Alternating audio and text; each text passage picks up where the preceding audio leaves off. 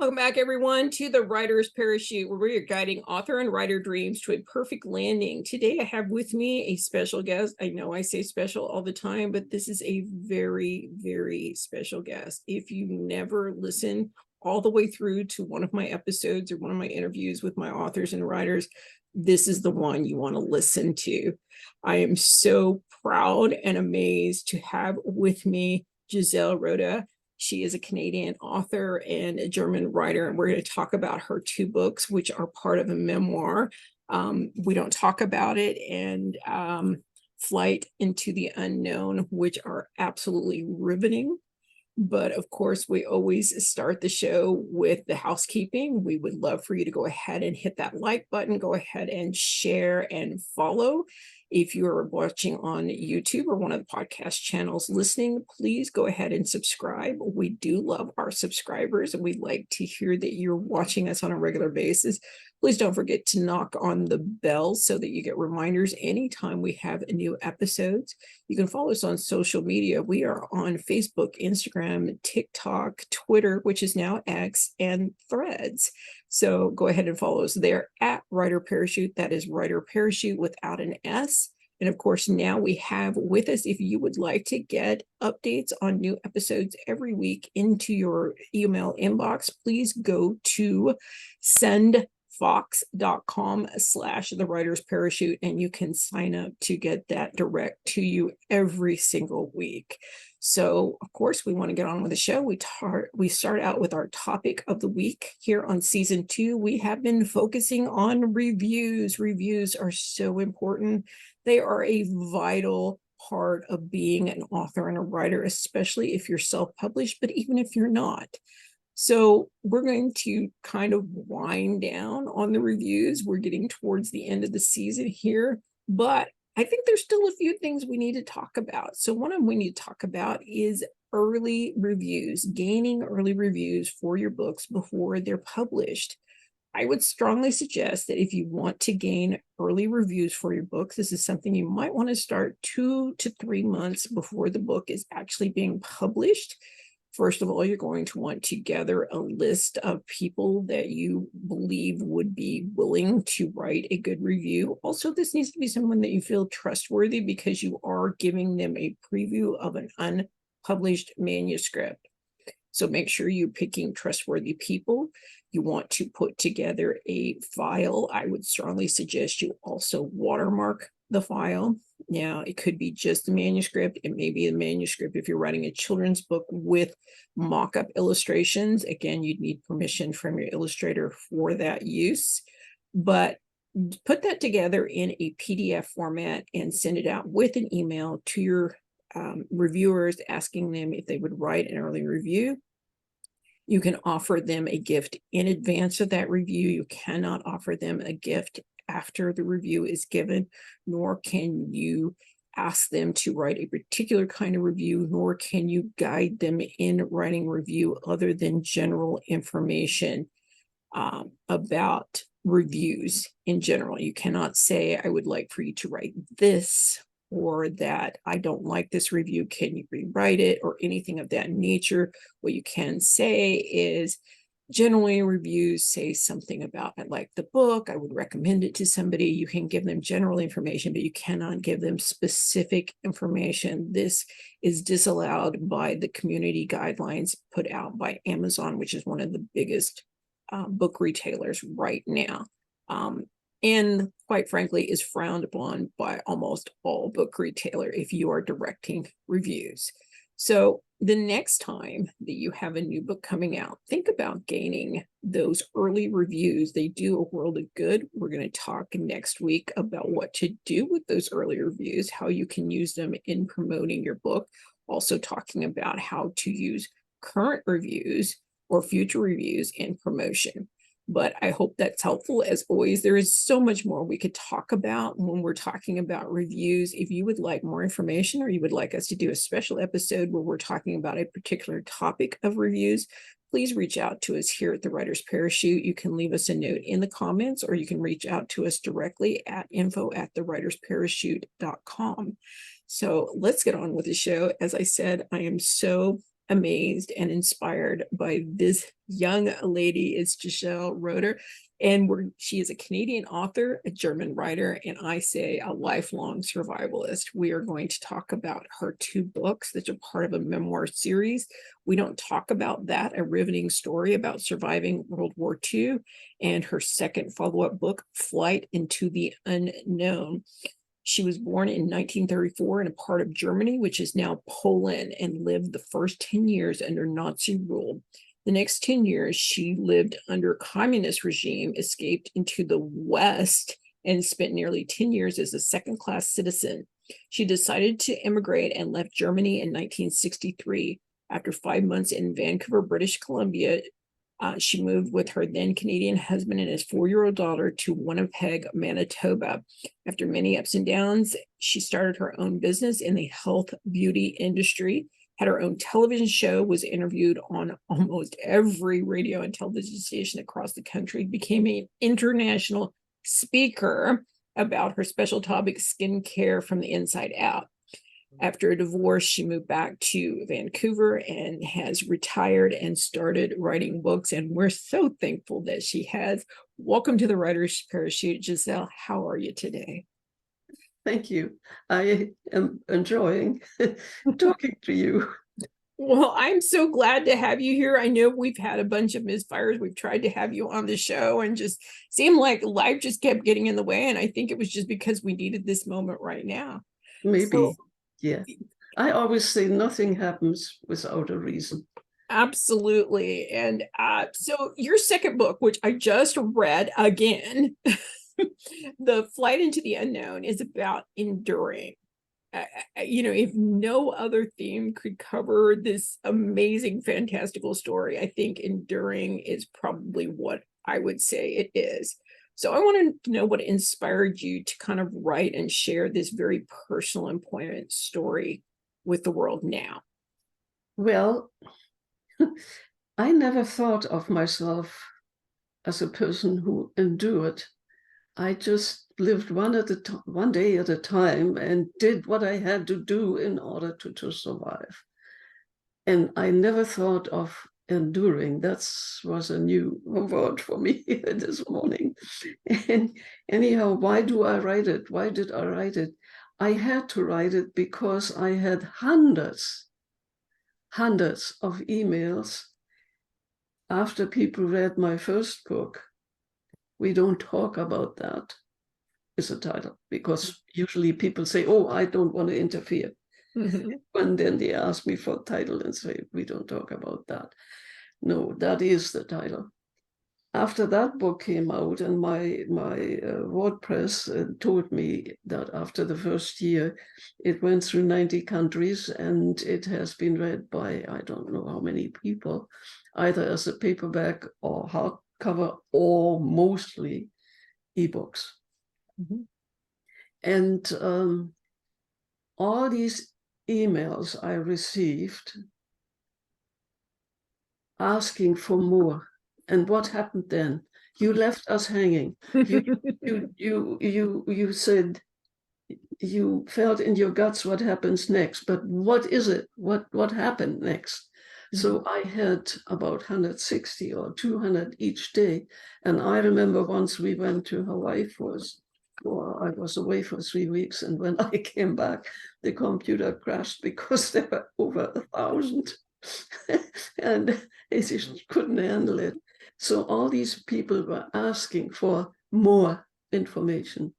And I thought about it, and I reread that first book, and I thought, yeah, maybe it wasn't quite right that I finished it the way it was. Mm-hmm. Because I said, I felt like in a boat on a fast river. Mm-hmm. I can avoid the rocks, but I cannot change the direction. Mm-hmm. So I felt in my guts what would happen next. So now all these questions, all these people, and Donna, I could write a book about all the stories these people told me. But almost all of them said, please don't use this, but it feels so good to finally talk to somebody who has gone through this too. World War II and the final, and the ending, and what happened afterwards. And with the two Germanys, West and East, and I had before COVID started, I had a lecture or a presentation to give here in Nanaimo. I was asked by Legion Group or Rotary Club or something. I spoke to all of them, and they said they wanted to know more structured, not just in general what happened. So I had the title, I lived 10 years under the Nazis, 10 years under the Russians, the Russian rule, the communist rule, and 10 years, nearly 10 years, in the Western world, the capitalist world, where I became a second-class citizen, because what I learned and studied during my time in the East was not accepted. So it was, and I must say, looking at politics right now and what's happening in the world, don't believe the communists, because it's exactly like the Nazis. It was not much different. And so we never talked about things if we wanted to survive. There are more things that I have never written, and partially because I'm afraid, and partially because I thought maybe they come out in the third book, in the final book, when I talk, when I'm retired and I'm talking, looking back what happened and what drove me to write these books. But anyway, it was mainly the people who got me to write it. Right. And so I sat down. The first book took me 2.5 years because it was very tough. Yes. I hadn't talked about it for over 50 years. And the second book brought back so many hurts, painful experiences, that it was very hard. But I did it. Right. Well, you did an amazing job, and I love the first book. The first book was so riveting, just because how truly honest you were in making the person feel like they were walking beside you and going through every single step of just this incredible story of your life before you're even in your 20s. It's just like, I'm like, I don't know that I could have done that, but you well, just I don't know if I could do it again. Well, and quite a few things in that came out in the second book. right. I must say that the first book, it's totally the way it was. The Russian rapes and what happened, and totally honest. And some reviewers, and interestingly, it was to me that it was mainly historic writers from the UK who had a similar experience with the Nazis, right, as we had with the Russians, and just different but similar. And those have often, one has said, I miss the emotions in your book. You write like a journalist. And I thought there were lots of emotions, because a lot of people had written back to me and said I needed a box of Kleenex next to me at certain times. At other times, they laughed their head off of the things I did. Well, I'm going to disagree with them, because I think there was just enough motion to feel what needed to be felt, but you kept the story moving and you kept pulling us along, as you did in the second book, The Flight into the Unknown.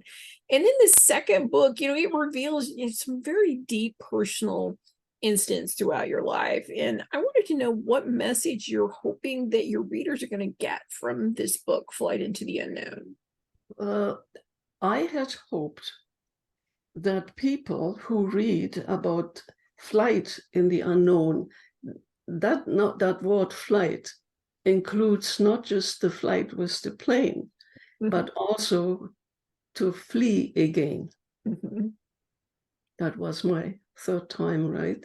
And people probably won't get that. It's just a flight into the unknown. And what I did then, when I, innocent and no language skills, and came to Canada and married this unknown man with apparently one child, but he had two. And I was under the impression that he was as well off as his parents, because in Germany we say the apple doesn't fall far from the tree. And my father had always warned me that I shouldn't believe everything I was told, and I should go and check it out myself. And when I wanted to go, my father-in-law, who was a lawyer, he prevented that. He said, you don't have to go, everything is fine, and it's you love me, right? And you trust me, and it's fine. So I went on holidays instead. And but now, when I wrote that book, I also thought of all the people who try to find a partner online. Because at my time, back then, that wasn't the case, because we didn't have computers or cell phones or all that technical stuff. And people were, well, I found my pen friend in Canada through an ad in a magazine that I read page to page when I was kind of stuck in a maid's room in a fancy hotel, because they had messed up my reservation. And so I had hoped that these people who try find online, and you hear all the time that people lost money and they send money to these people and they do this and they have lost. Well, I would never have sent money to anyone, because I wanted somebody who had maybe a little more than I did, and so I thought this book can also be a warning to open the eyes to people who try online to find a partner. And it gives them an idea what they should look for and what they should do or not do. And that was one of my reasons that I got so deep into it. And then I always, even after the first book, when people looked at me and said, I read your book, oh my God, I felt naked. Honestly, I felt naked, because I always told the truth. I told the way it was, and I thought, these people, they know everything about me. Maybe more than they should know, right? Because for 50 years, I didn't talk about anything. And here it all came flooding out. And many ask, did you ever have help, consultations, or a psychiatrist or somebody helping you? No, I have tried it, but that's another story. And so this flight into the unknown was again a flight, fleeing from West Germany. And I mentioned briefly that I felt like a second-class citizen, because everybody who came from the East was a second, not just me. Everybody from there, if they were doctors or lawyers or whatever they were, it didn't matter, because their experience, the Western people thought we were all communists underneath that, because they knew how the brainwashing worked in the East. And that would be another book to write, And so I tried to flee again, because, and this is something I don't talk easily about, there was a man in power who abused me. He blackmailed me And if I would have reported him, nobody would have believed me, the second-class Aussie, Eastern people, Aussie, they were called Aussies. And so he was a man with high power, and he stalked me, and I couldn't stand it anymore. I had to get away. And that's why I finally gave in to marry this unknown pen friend, not really having been to check him out personally. Right. And since his parents were really well off and, lived in a very nice area and treated me really, really well. And my father often wrote, still living in East Germany, wrote a letter and said, they're blinding you. They are trying to find a good woman for their granddaughter, a new mommy. This was the ad, looking for a new mommy. And I fell for that. And I also felt I didn't have anybody else.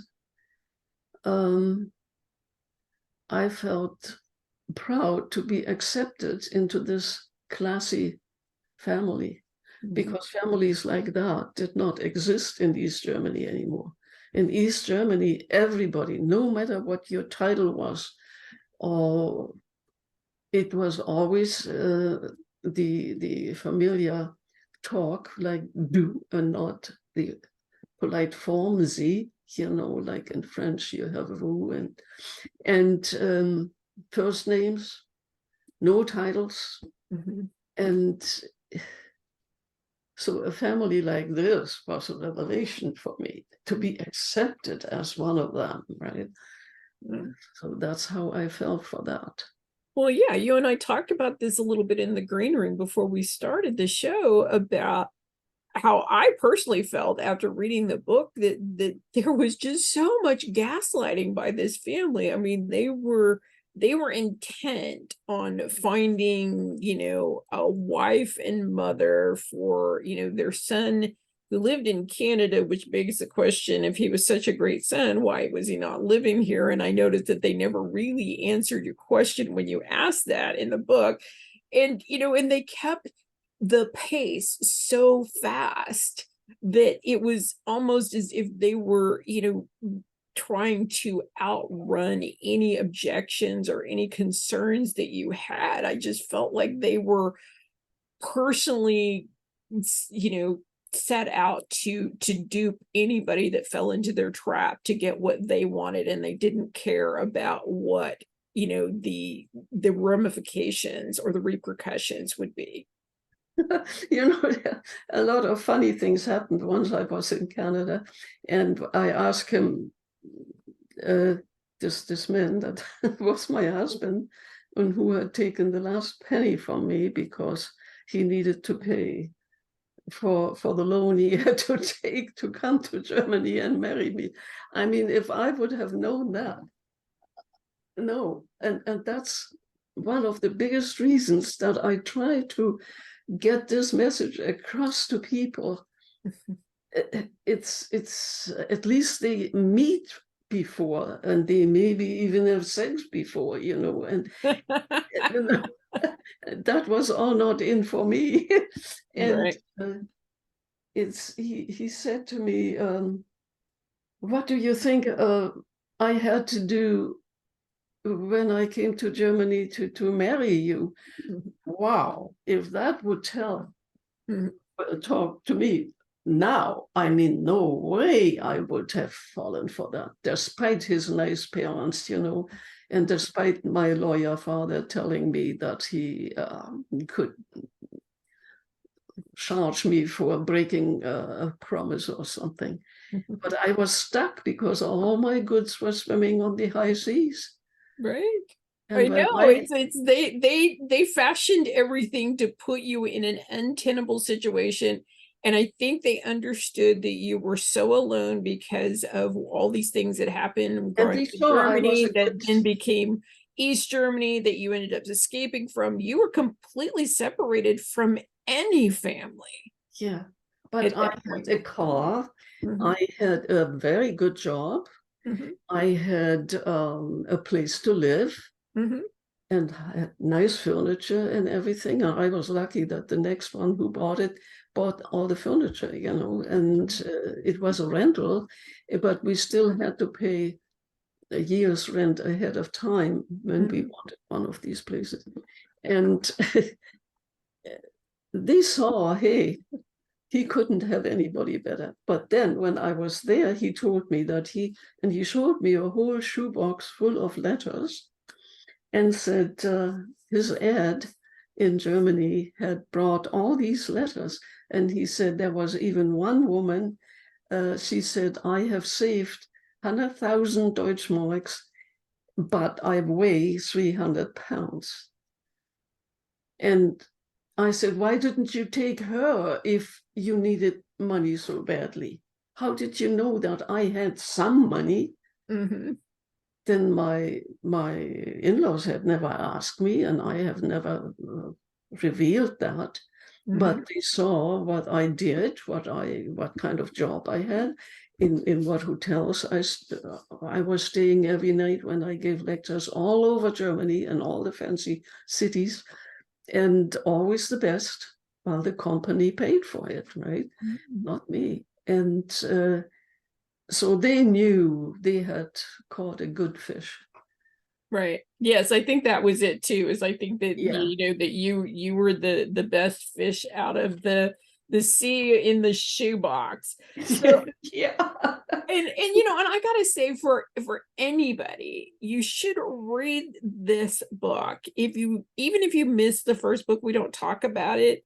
Oh, yeah. It's This flight extensively. into the unknown is so useful on so many different levels. Again, you talked about it being kind of a primer and a warning to people who are out looking for maybe a partner, online or otherwise not living in your community.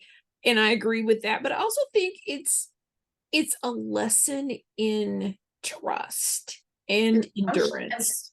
and with the Ukraine war going on and so many Mhm, immigrants coming, and not just from there, from everywhere in the world. It's the whole world is on fire mhm, and or underwater. mhm, And so even here in Canada, they have no room for all these people, but they take them anyway. mhm, And these immigrants, they might be, some of them, down in the dumps mhm, and don't know what to do next. At mhm, least I personally didn't have any children to bring along. mhm, So as an immigrant, I came to help a mhm. Canadian child, giving her a home, and later her second sister that I had no idea of. And but what's coming now, and also not all of them speak English, and I didn't speak much. I had some. Well, in East Germany, I had to learn Russian, right? And it was compulsory. And then when I was in West Germany, I always liked to take courses. So I took some English courses, not even having an idea why I did that. I just wanted to learn that language. And I also took French. And because I thought I want to travel and it's better to know the languages of the country where I go to, at least so that I can get along, right? Mhm, And so when I was in Canada for 3 days, the bell rang. My husband was at work and the little girl was outside. She only spoke English. I spoke only German, and we could understand each other. And there was love right from the beginning, right? My new mommy, my new mommy. And so I opened the door, and there was this man with the two baskets, and he said, "Ta-da! I am the Fuller man." mhm. I had no idea what that was. I was new. I was, Right. yeah, I was a newbie. And then I said, "Oh, my man is not home." Mhm, And he said, "Oh," and a light went on. mhm, "Oh, well, then I will come back another time. Merry Christmas, because it was a week before Christmas. And my husband laughed his head off when I told him in the evening. But that was my first sentence. And now these new immigrants that are coming, if they don't, I'm amazed how many speak English. It's absolutely really surprising. And I felt if they read this book now that they have learned enough English, they would see that there is always a way out. Yes. I took courses right from the start, and with me it was the YWCA, and I enjoyed that very much, because in Germany I was somebody. Mm-hmm. But in Canada, I felt stupid. Mm-hmm. Not speaking that language, right? And so I tried really, really hard. And a year later, I was traveling the world giving lectures in English, There you go. and a few years later, I was paid $1,000 in Australia and in Seattle, and for being a lecturer, for 3/4 of an hour. So you can see that your determination is very important. And I never tried to stick to the German, because the Germans weren't very, very well liked anyway, right? Mm-hmm. Because of the previous war. But that has changed. Mm-hmm. And for all these newcomers from God knows where, mm-hmm. But the rest of the world can take them all. Right. There must be some other way. But the ones who come, they can make something out of themselves. They can become successful, and many have. Absolutely. And I think your books are kind of a primer for that.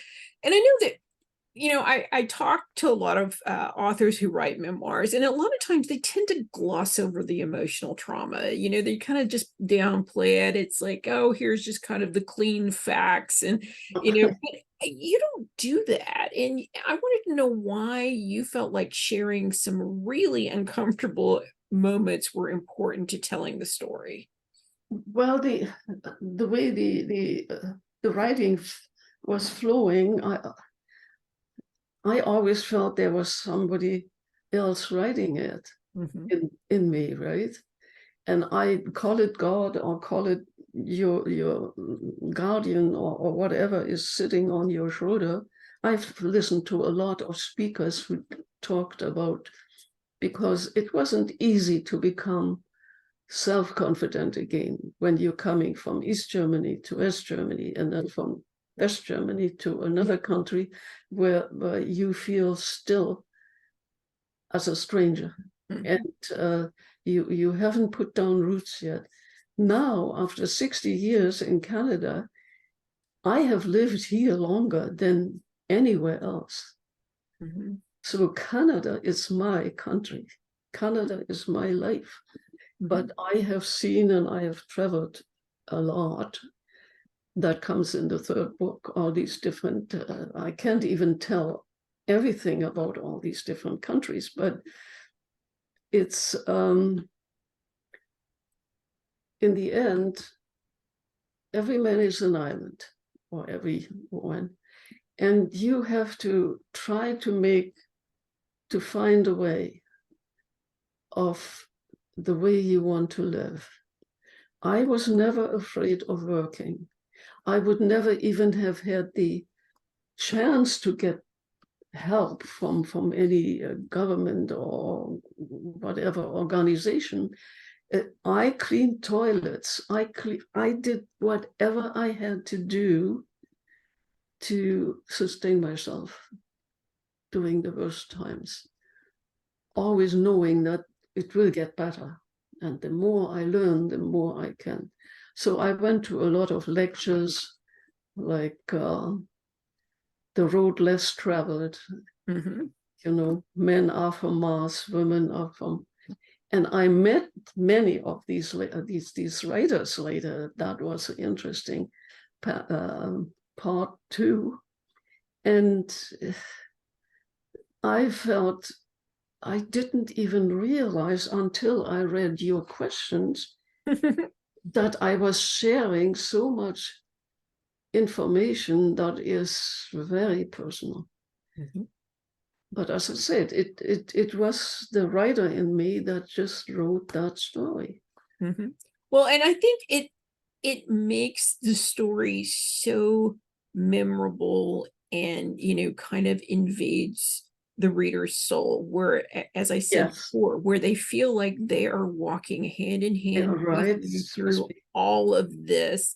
And Yeah. I just find that such an intriguing and fascinating aspect of your writing, and it made me just keep turning these pages, even through the tears and through the laughter and through the it was just like I have to keep going, I gotta keep going. And it was just, I felt like I was living your life in fast forward reading this book, and it was amazing. It was a roller coaster ride, and you take a really deep dive into the emotional aspects and the toll that it has on people's lives. And I want to know why you thought that was so critical to put in there. I didn't think, I just did it. I just did it. There was one moment that really stopped me in my tracks, so to speak, when that book was not out for a long time. I was walking along a street, and all of a sudden, a man with a beard and a hard hat and everything stopped on a small motorcycle next to me. And he said, "You are Giselle Roeder, aren't you?" And I said, "Yes." And he said, "I just finished reading your book."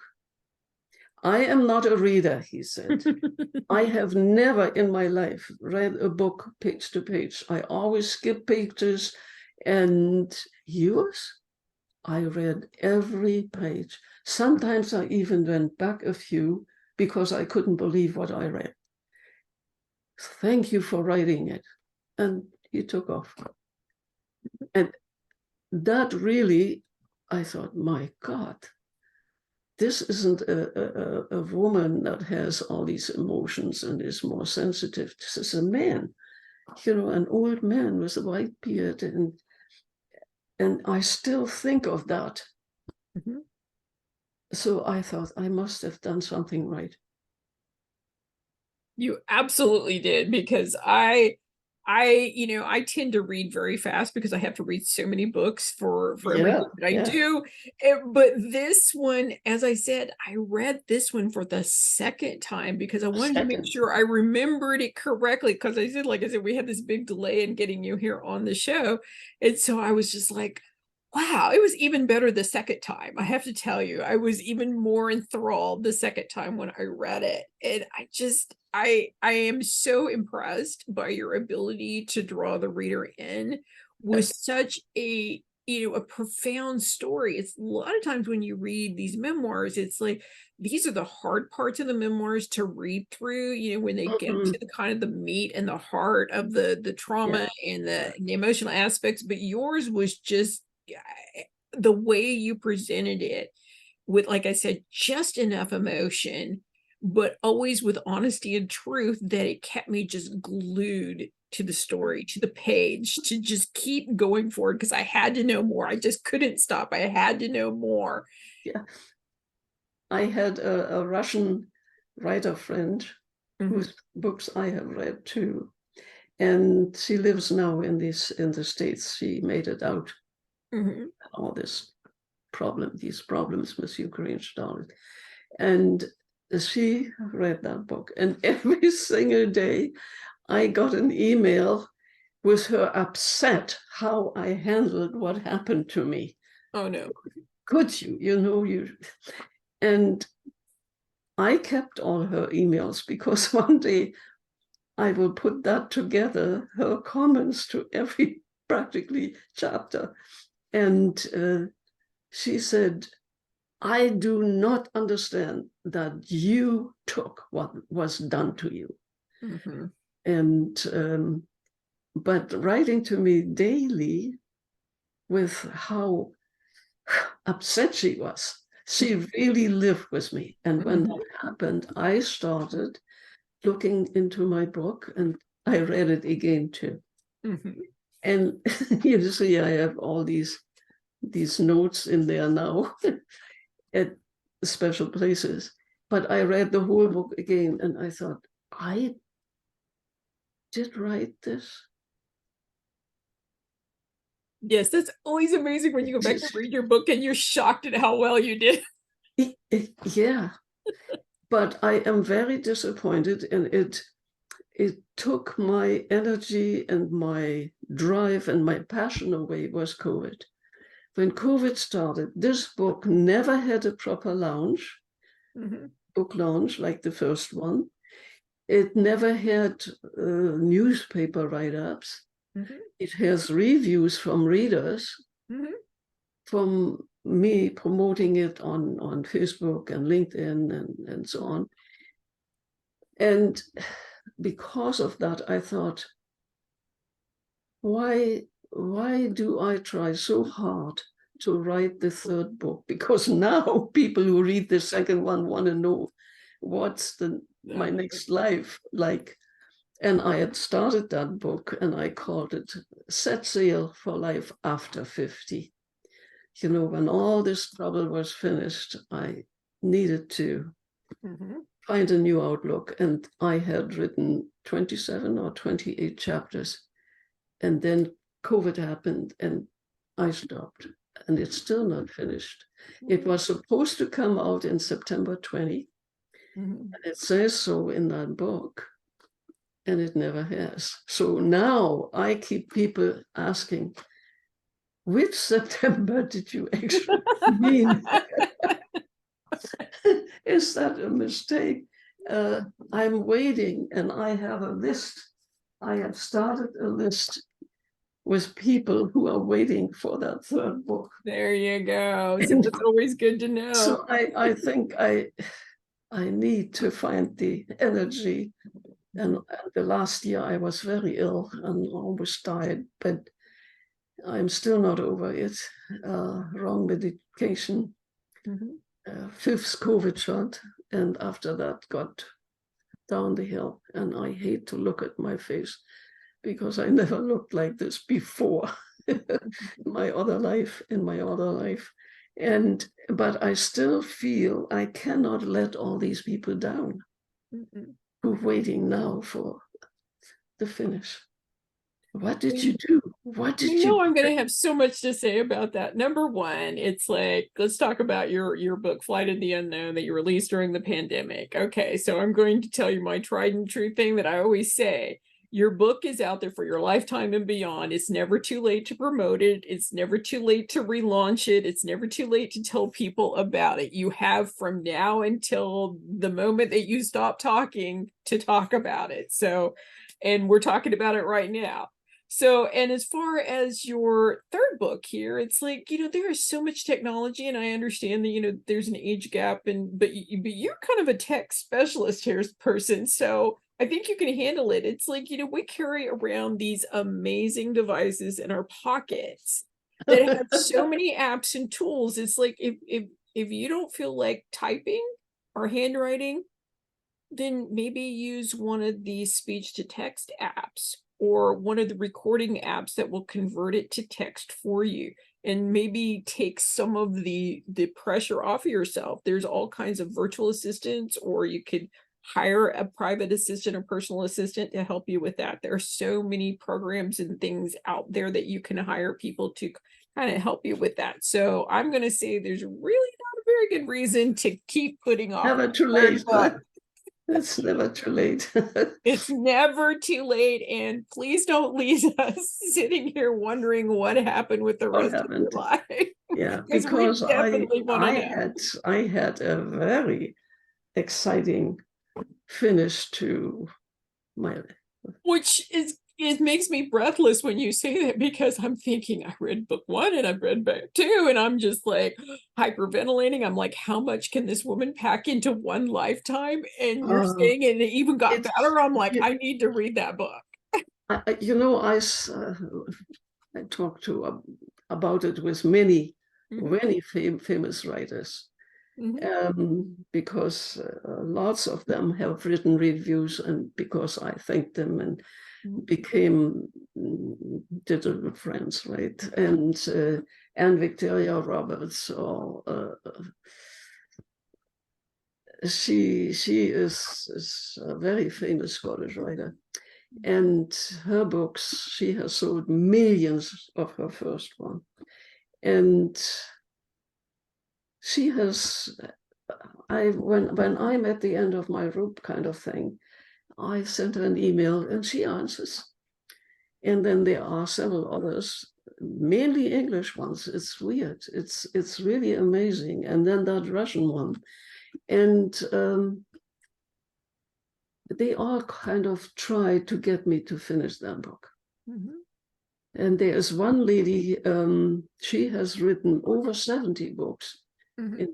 during the last few years. And just lately, I had a short exchange with her on Goodreads. And she said, just keep going. Just keep going. Don't give up.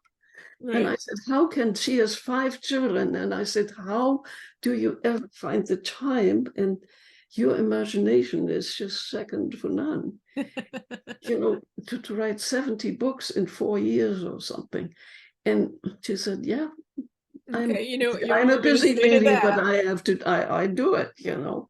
You know That's what I'm why going to we say can to that? I'm say going to say part of the problem is you have to let go of the things that aren't really necessary. It's like, first, you just have to tell a good story. Second, hire a good editor. it's, And you know, and then you're kind of on your way. I think people get so wrapped up in the construction of each sentence and each paragraph, and you're an excellent writer. You need to trust yourself with that. And but that's where they get bogged down in the technical details, which is where your actual editor comes in to help you with that. So, you know, sometimes it's just set that stuff aside and, you know, yeah, just do it. Huh? Just yeah. yeah, I will get there again. I will All get right. there. All right. Awesome. Well, we're going to talk a little bit more about this and then we're going to get further into this. So I'm going to kind of do quick questions here for you. So you're a multi-time author and you've experienced a bunch of obstacles and challenges in writing and publishing your books. So I want to know, what was the most surprising one that you ran into? The most surprising one was when the first book was printed by Friesen Press, Mhm. and all of a sudden I get a letter, an email, well, not Mhm. letters, nobody writes letters anymore, an email from somebody who was working with Friesen, and she said, I have seen your book lying on the desk of a colleague, and I got intrigued. Mhm. That's, we don't talk about that. Mhm. And I read it, and I just must tell you, I have never in my life read the book like that. And so I don't know, I have tried to contact her again later. Mhm. I don't know if she got fired or if she left, or I have not been able to make contact again. But what she wrote to me, that was the most surprising thing, that somebody who works for a publisher, who is an editor, and who had read that book because she just saw it on the desk Mhm. next to her, that I thought would never happen. Mhm. Well, you never know. And that, you know, that is the wonderful thing about life, is because every morning when I wake up, I don't know what's going to happen that day. No, Something good, maybe something not so good, maybe something great, maybe something just average, but it's a new day. and I get to Yeah, experience it for the yeah, first time. yeah. So, that is the wonderful aspect, and I love that story. So, you also experience in the lead up to this book, in the first book where you talk about we don't talk about that. You're talking about the lead up and the aftermath of World War II and living in Germany as a teenager. And then I want to know how those experiences up to that point changed your perspective about the world and the current attitudes that we have about things. Well, you can imagine that I have my thoughts about that. Yes, I'm sure you do.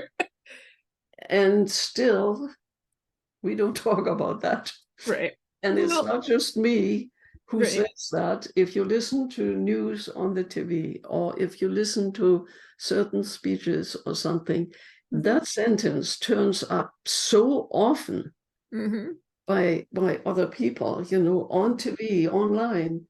Mhm. And And there are my so many understanding things of that are just buried under the carpet.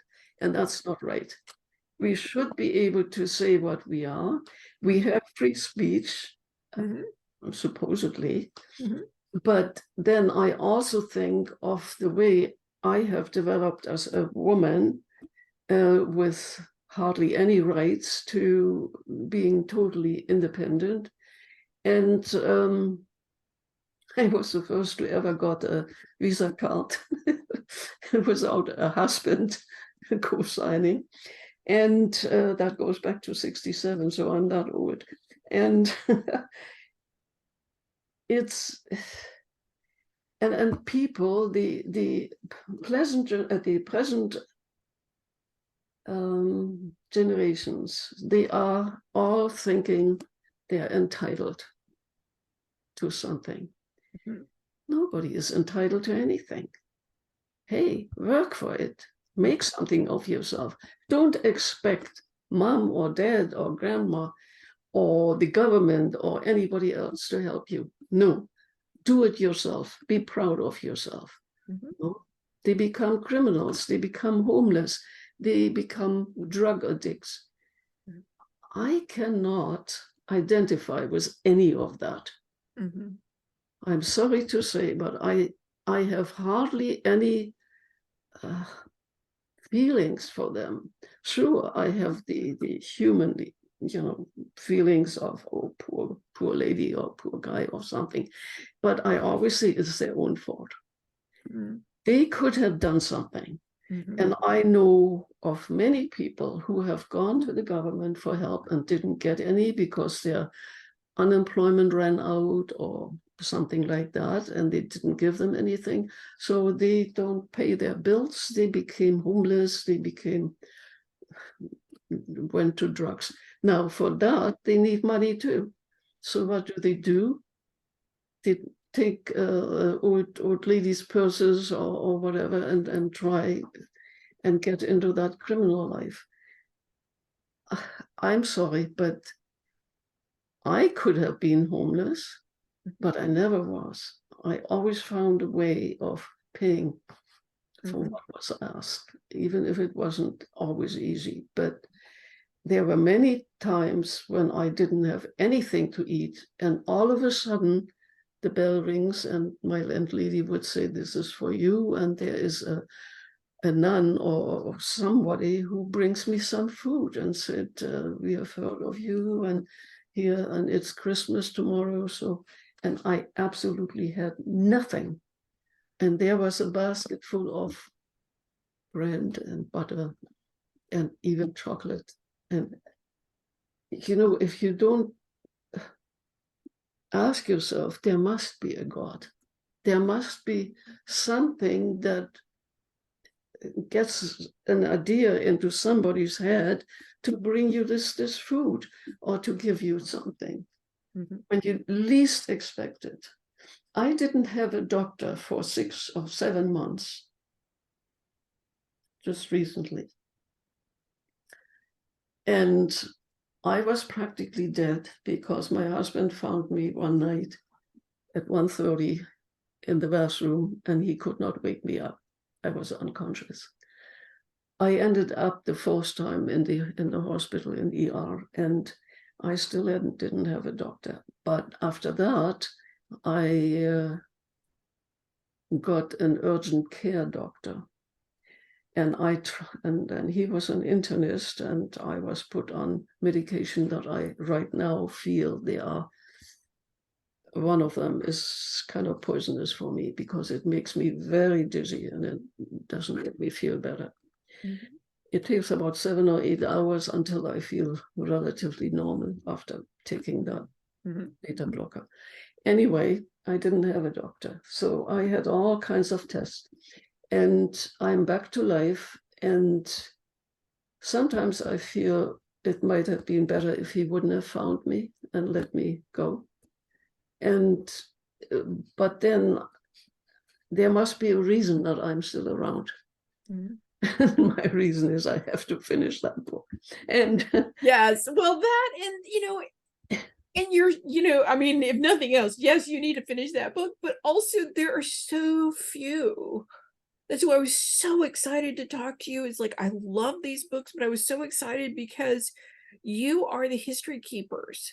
You are the storytellers from a time that there are very few people still alive who were there and that's witnessed right. it. And That's I right. feel like, you know, history is repeating itself faster and more violently than before. It's almost like the wheel is turning faster and faster, and we need those of you who lived through those very turbulent times that can tell the truth That's right. about Yeah. what There aren't was many and what left. was not, and how it happened. Yeah, I recently talked to a lady whose mother is 99 or something.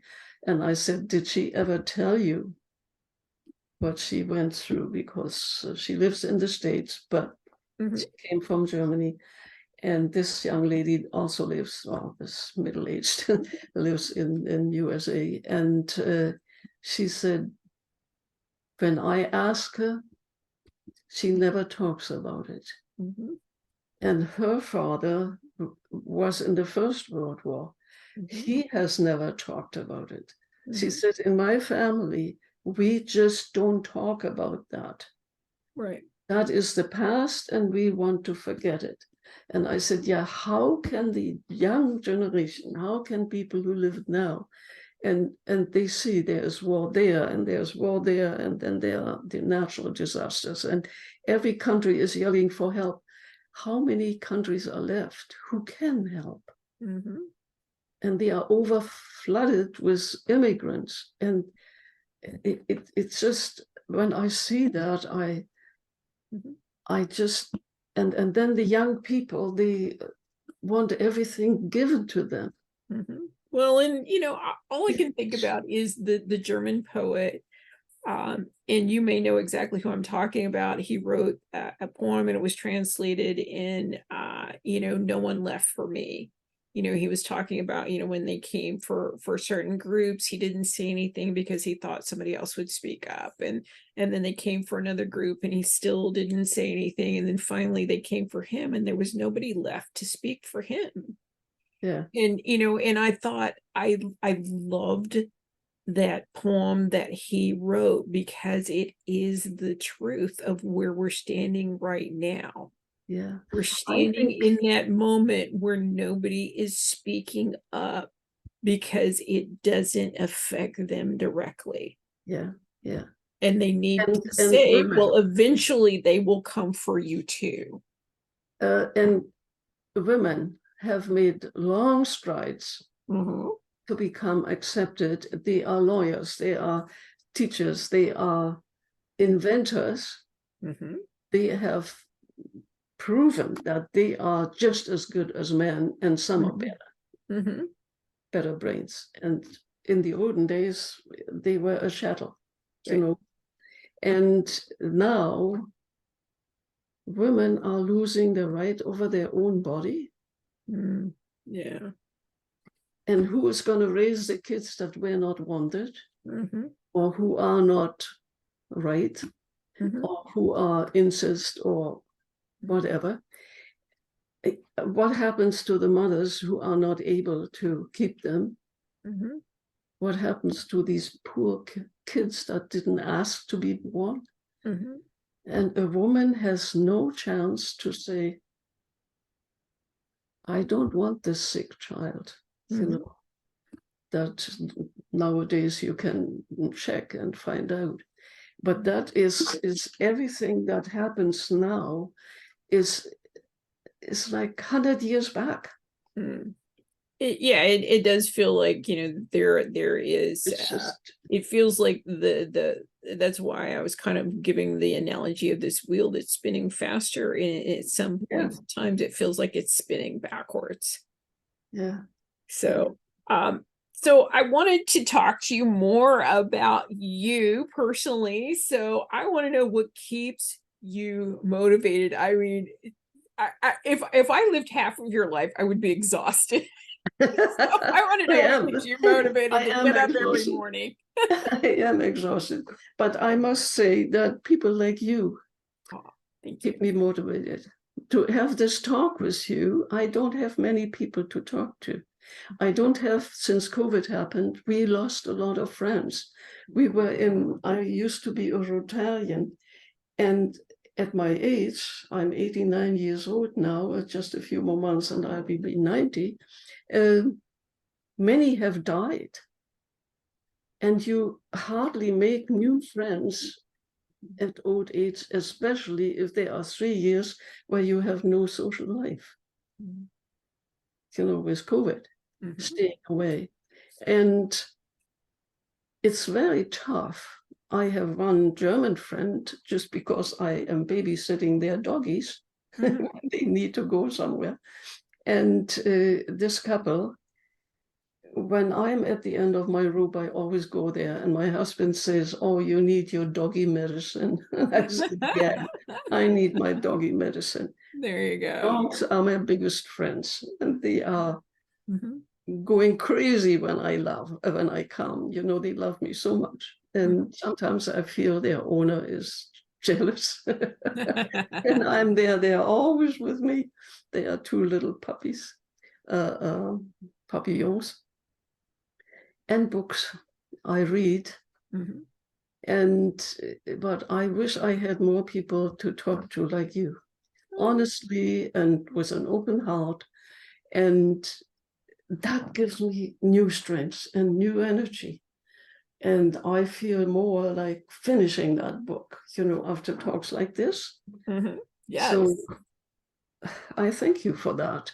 Oh, you're very welcome. And, and I'm just going to say this to you, but to people in general, the technology we have today offers us so many lifelines.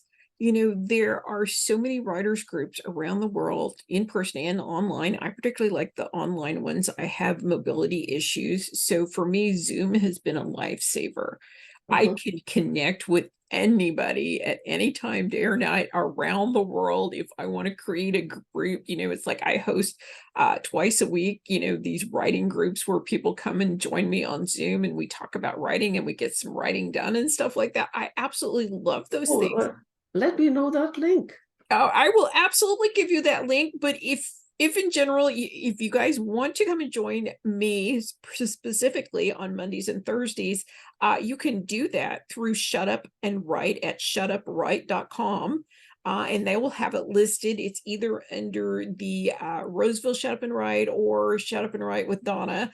And you can find those. I live in the Citrus Heights, Sacramento area. So you can find me that way, but also just in general, you can go to shutupandwrite.com at shutupwrite.com, and they will show you any of the online or in-person. I belong throughout the world, anytime, day or night, and they are free. There is no charge to join. There is no requirement. They do have of course, some community guidelines about things, but other than that, it is free and it is open to anybody who wants to join. And I encourage people to do that. Writing itself is a lonely, isolating business, and to find your community even if that community is around the world, I have people joining me from different countries. I have people joining me from across the United States, and they are all welcome and we enjoy it. Like I said, if you don't feel like you can make it to one of mine, which are at 9 a.m. to 11 a.m. on Mondays and Thursdays here on the West Coast, which would be noon to 3 on the East Coast, that's fine. Like I said, there are so many of them, during the day and at night, on the weekends, in every country around the world. Yeah, I have joined a few, and in most cases, Mhm. I have found that I am more of a listener than a Mhm. participant, Mhm.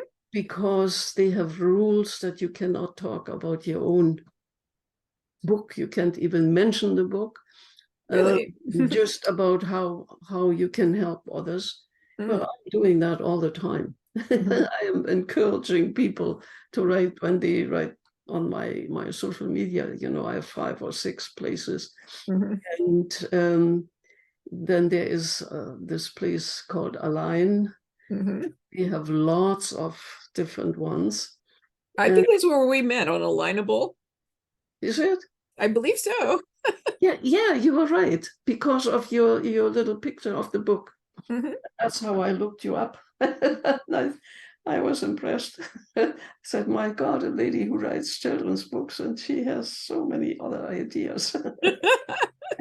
Great. And Well, it's so funny that my former brother-in-law, that he became a children's book writer, even if I don't have any contact. But that is amazing, knowing his past, his life past, and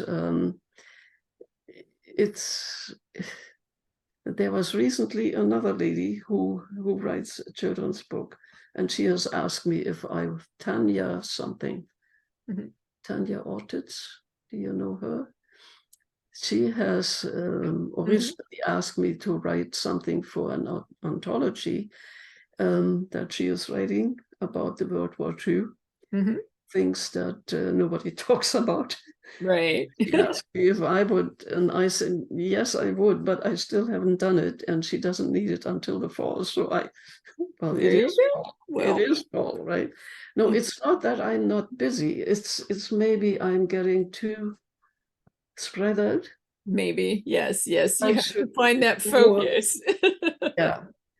And also my husband, who is English, you can imagine that there are sometimes TV is always on BBC and things. Right. And not that I want to see German shows or something. I find them stupid, if I try. And so I like the history, the Mhm. English history, and to see the other side. And it is also similar. And no, but I think I spread myself too thin. I should really get more focused on finishing that book. I have a few other cute ideas Mhm. after, but I tell myself that's the last big book I will write, or Right. bigger. The other ones will be just short. Right. I have written a short story book, Mhm. Forget Me Not. Ah, nice. And I don't know if you've ever seen it, but the cover is all forget me not flowers. Mhm. The middle is this oval and says forget me not. A Oh. bouquet of stories, thoughts, etc. And that's all about people Mhm. who have influenced my life Oh, to the point where I am now, right? Uh, that is amazing. and, So, and and every story in that book, when that's, let's say, somebody in a family would read that story, it would lead to discussions. Even Churchill is in there. He has influenced me greatly. Mhm. And some other people that I mentioned, like this old friend, who died was telling a joke. He's in there too. I know you told me that in the green room, and I love that. She has a friend that made it to almost 104 years old who literally died laughing, telling a joke. And I'm just, That's right. that's the You way see, I want to go. That's the way I want to go. I always say this is the only way that meant. Would you give to anyone out there, whether they're a writer or not, experiencing any kind of a pain, trauma, or distrust issues, and how to find their way to the other side? To the other side, not to the other side of living, but No, to the other side of what they're dealing their with. present problem. Read some good books. Mm.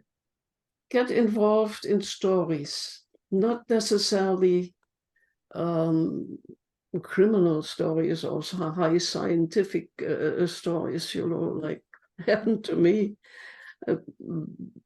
Because this lady writing science fiction, she really got me. I got into her books, and there are about 7 or 8. And no, but I think there are some really nice books, maybe family stories, maybe romance, maybe something, but it takes your mind off your present problems. And if it gets so bad that you feel you can't talk to anyone, start writing a diary. Write a diary every day, even if it's a few lines, you know, how you felt. But you will see that when you write it down, well, it wasn't really that bad. So, all of a sudden, it's out. It's out of you. It's on paper there somewhere. Right. And I have lots of those papers, and I think the first book especially, I had my own letters that I wrote to my kayak friend for 50 years, and she gave them back to me. And no, that was The Flight into the Unknown. Those letters, I read all of them, and it's like a history, because she was the only one that I told all those things that happened to me in Canada. And so writing it down, and if you don't have a good writer friend, or a correspondence with some cousin or God knows what, or a good friend to talk to, the next best thing is write a diary.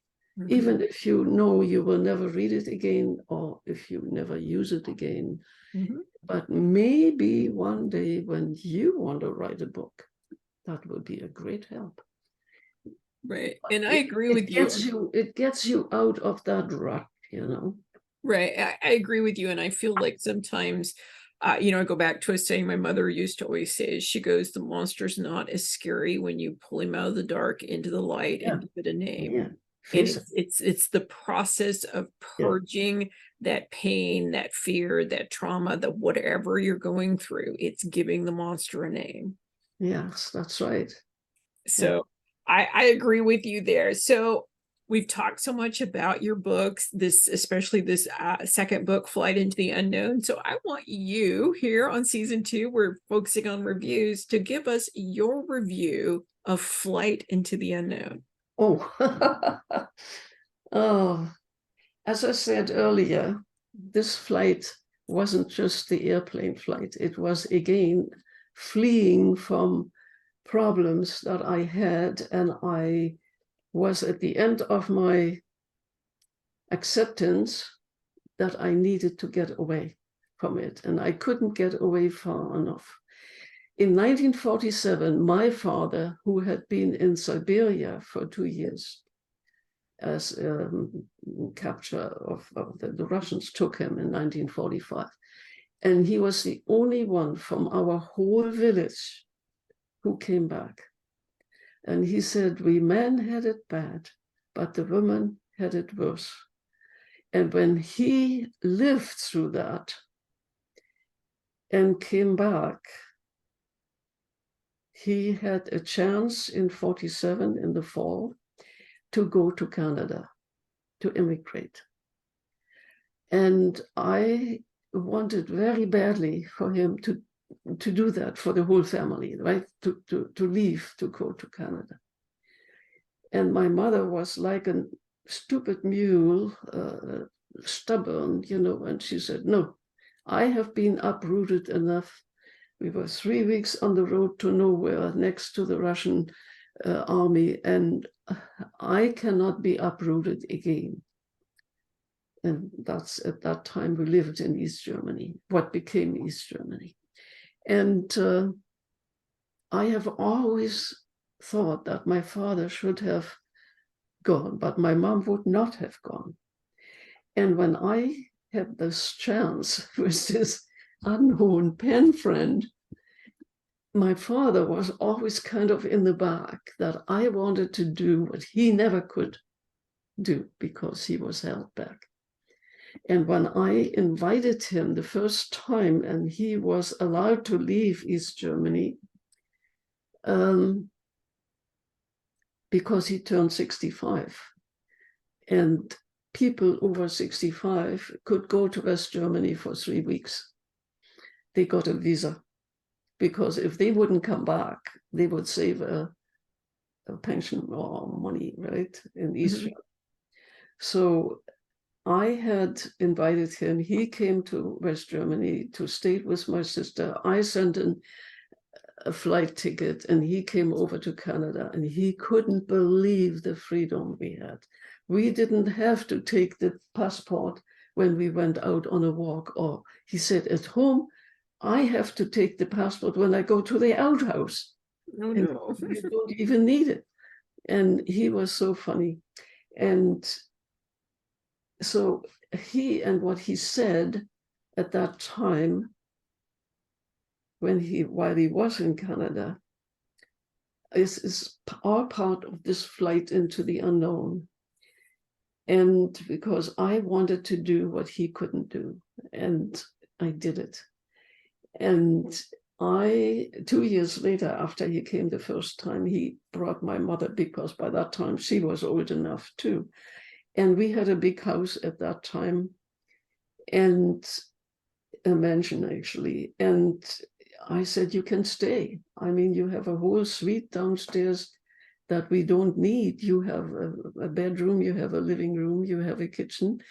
The only thing we need to share the bathroom with my office staff. And there was only one secretary and myself during the day. And he wanted to stay, but my mother didn't want to stay. And so this flight into the unknown, and even all the horrible things I went through with this unknown husband of mine that I was manipulated into marrying, that's what I see today. That at that time I didn't see the manipulation, but I have come to accept that.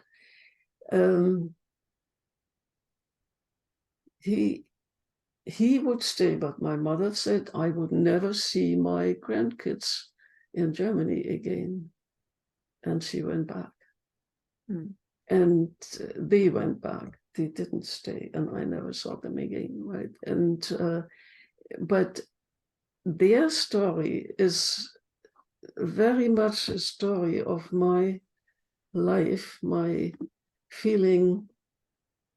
My mother wrote me a letter once out of a hospital where she was put, apparently with dementia, but her letter didn't say that was it. She was quite clear, and she said, if you were here, this wouldn't have happened. My younger sister put her there, and it's this flight was to try to start something new, to start a new life, to be a mommy, because I was almost 30 years old and I thought my time was running out too.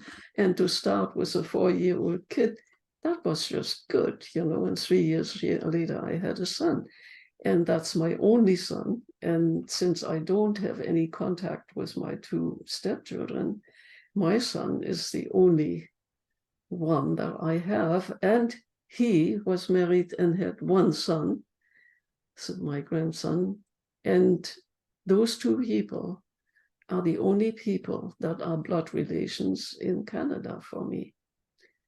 And about everything that happened in West Germany that I was fleeing from, it was a big part of also writing the book with all my emotions on my feelings at the point where that happened, where those bad things happened, are also a reason to let my children know what led to it, especially the oldest daughter that I left Germany for, that I left everything for, to be her new money.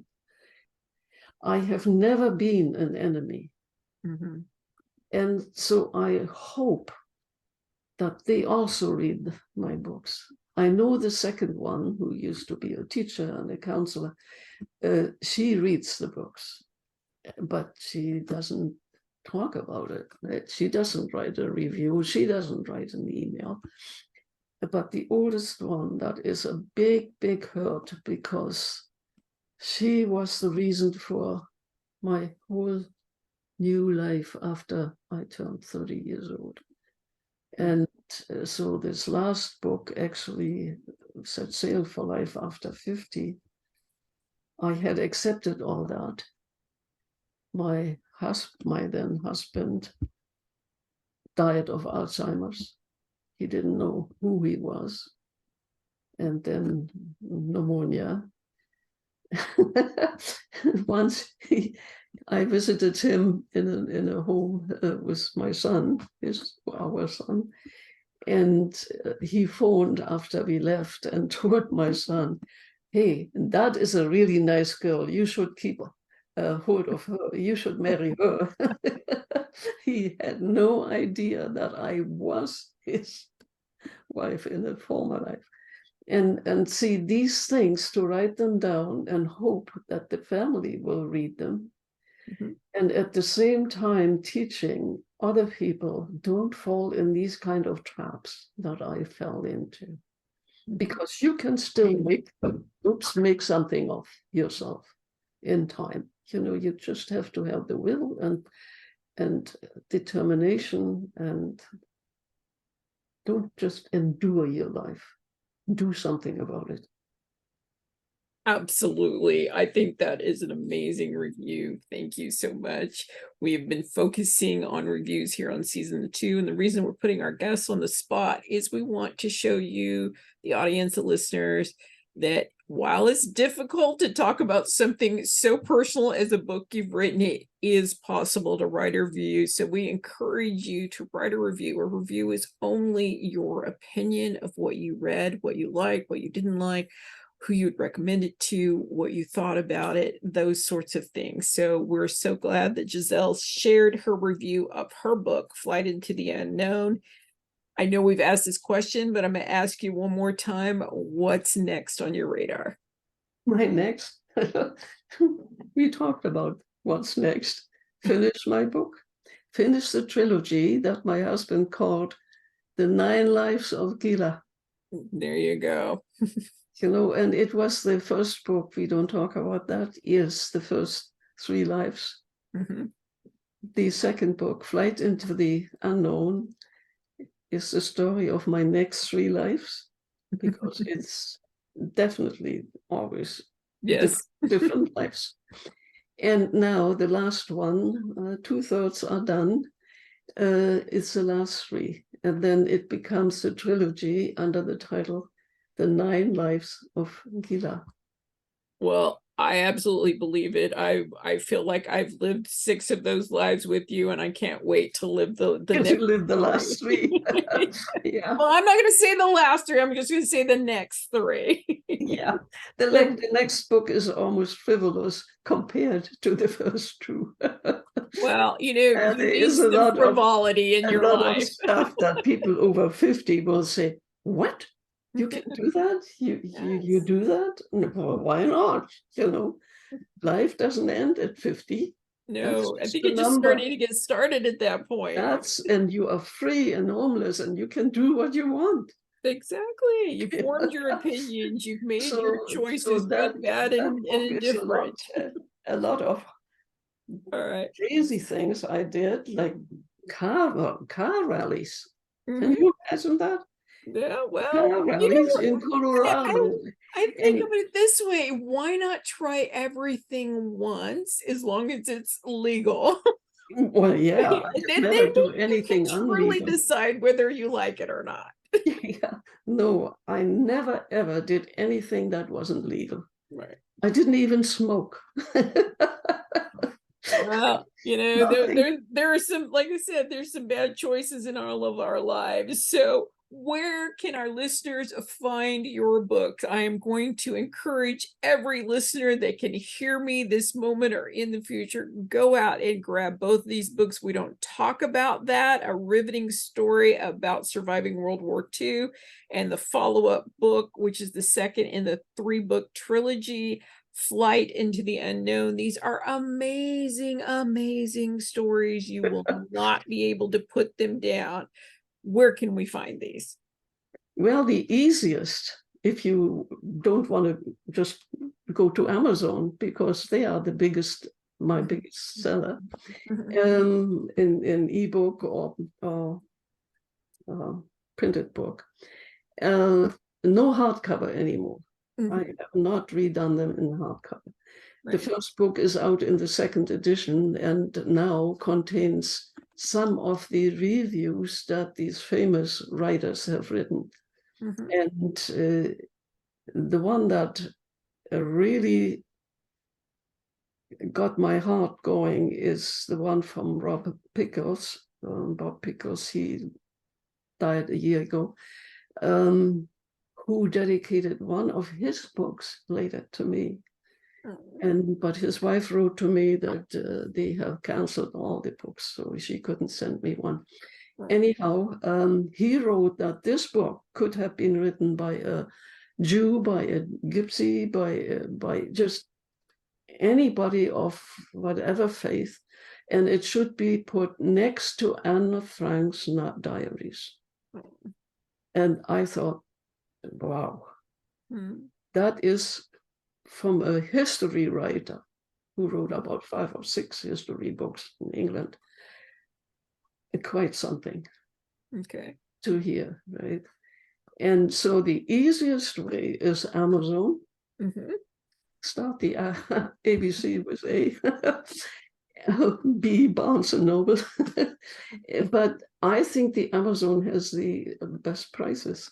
Anyhow, the other thing, if you don't know where to start, just use my name mhm. on Google. Okay. Well, You and will just get about 10 pages of all the stuff I have done. right.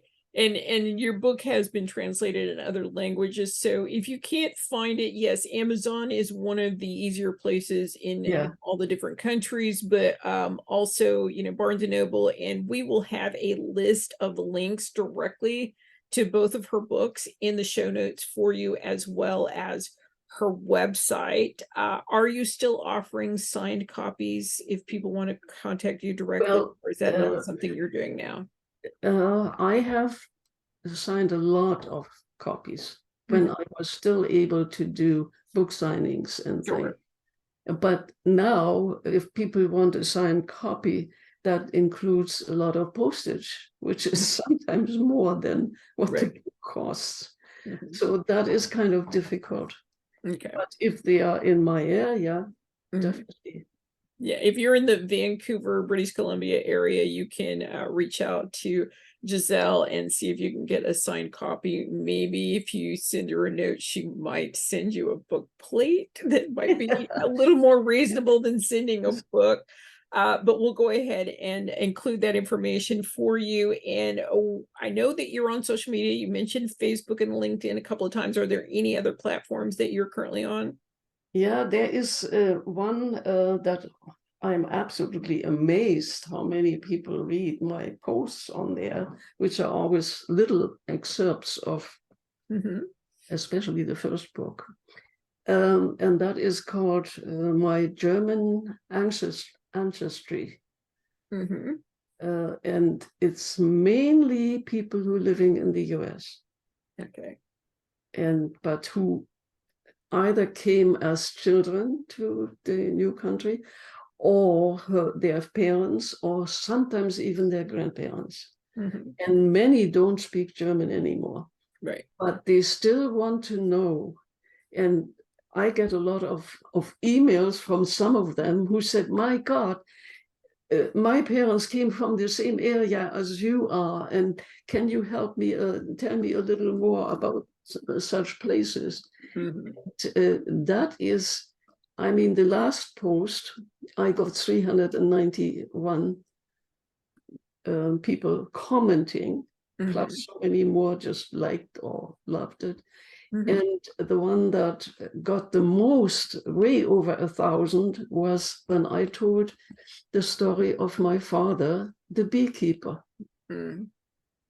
And what you actually, and with pictures, and that was, and there were lots of men, right, in that one. Mhm. And I just couldn't believe it. After about half an hour, I posted it, and half an hour later, I had 100 people already reading it. But it's also the time change, right? Mhm. When this comes out. Right. So that is my, it's a site that I feel almost obligated not to forget. Right. Well, Always I'm glad posting a new you one. didn't. I'm glad you did include that for us. And of course, you are on Goodreads. So anybody that reads your book, we encourage you to go back to the bookseller where you purchased the book to leave a review. But if you can't remember, or even if you do, we do encourage you to go to Goodreads. We will have a link to Giselle's Goodreads account where you can leave a review for her Yeah, book. there are We some always reviews encourage on that. Goodreads. I'm always disappointed when people uh, tell me in emails how much they enjoyed the book, and even made comments. And Mhm. we have started copying these and trying to put them into my WordPress. Instead of these people putting that into WordPress right away under reviews, Mhm.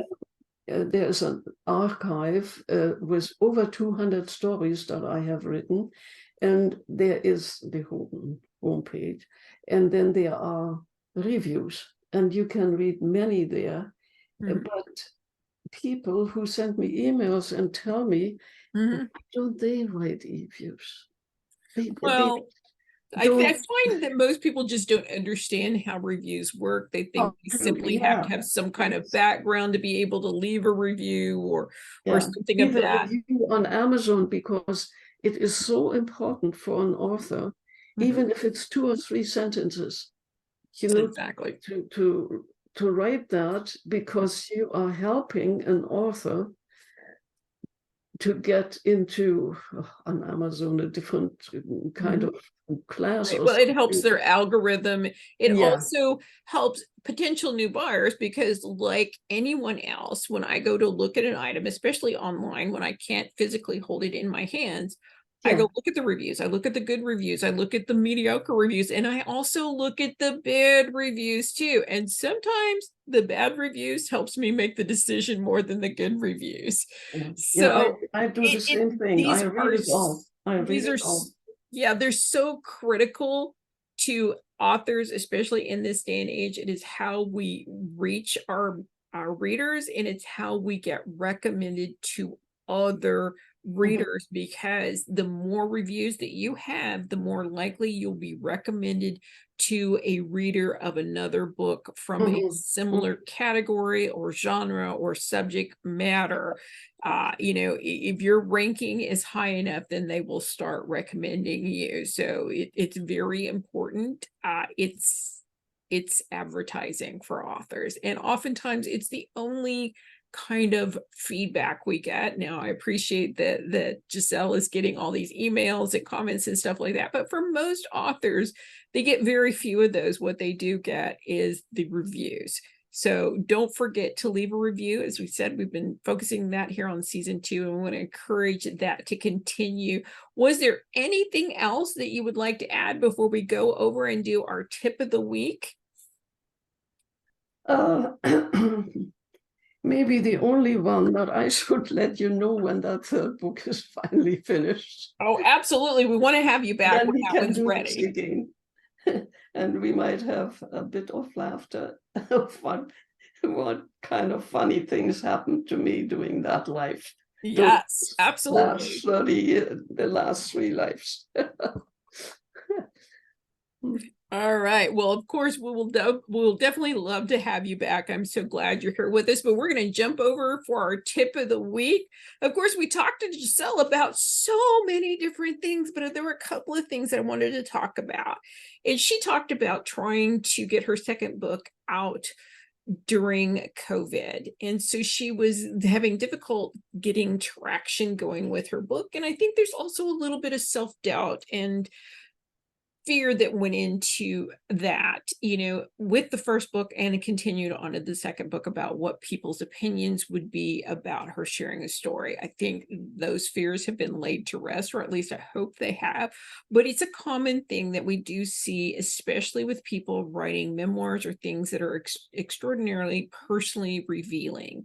I think all books reveal something about the writer. I think that you are taking a chance with the public in general and putting your ideas and thoughts out there. That's why they call it opening a vein and bleeding on a page, is because you really are putting yourself out there and hope people don't shred you for what you're writing or what you're thinking or what you believe. So I understand that, but I want to remind you there is always, always, always someone somewhere desperately waiting for the words and the story and the way that you tell it. As I would have never met Giselle probably in my lifetime if it were not for her and these books.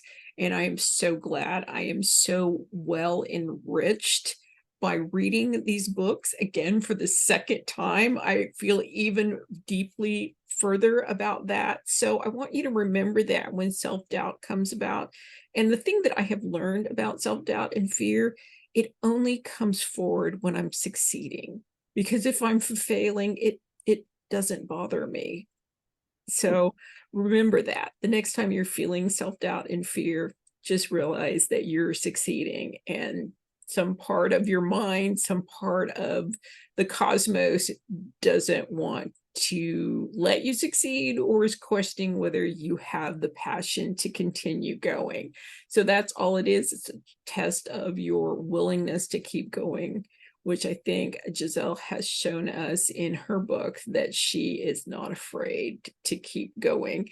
So the second thing is talking about gaining traction. Gaining traction is something that happens over time. It's not something that generally happens immediately. I know we love to do that. There's so many tips and tools as to help you gain traction. But again, remember, once your book is published, it's out there for your lifetime and beyond.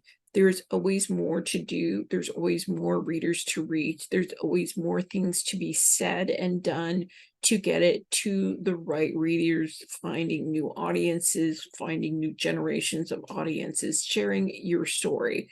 So don't beat yourself up and don't feel defeated if it's not happening right now. It doesn't need to be done this week, this month, or even next month or next year. You still have all the many, many years after. So try to keep things in perspective. And remember, it's the same thing. If you're succeeding, then the self-doubt is going to creep in and try and throw you off track. So that's our tip of the week. Of course, we always have so much more that we could say and share with you here on the Writer's Parachute. I'm so grateful to be your guest here on the Writer's Parachute, and we hope that you find this a safe place for your dreams to land well too.